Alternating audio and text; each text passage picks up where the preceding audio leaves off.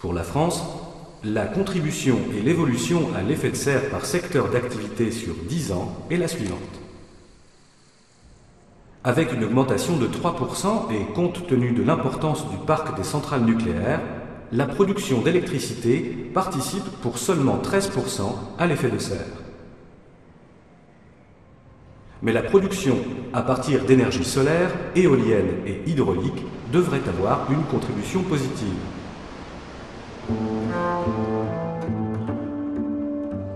L'industrie contribue aux émissions de gaz à effet de serre à hauteur de 21%. Ceci est dû principalement à la production d'énergie pour ses propres besoins.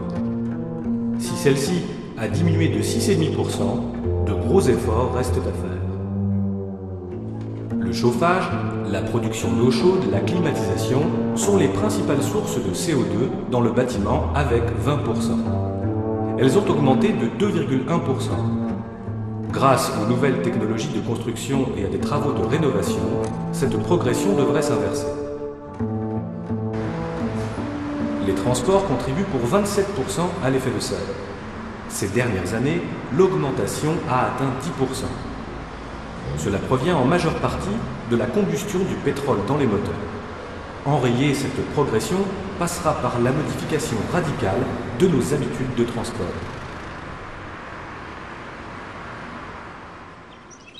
Globalement, l'agriculture contribue entre 16 et 18% à l'effet de serre. Le CO2 représente 2%. Les émissions directes sont dues principalement au chauffage des serres, aux bâtiments d'élevage, au machinisme et indirectement à la fabrication d'engrais. 10% proviennent de l'émission de protoxyde d'azote à partir d'engrais azotés. L'agriculture est un domaine où l'on peut appliquer des mesures permettant des réductions significatives des émissions. Il existe aussi des possibilités de stockage du carbone dans les sols et la biomasse forestière. Mais ces solutions sont temporaires sur 20 ou 30 ans.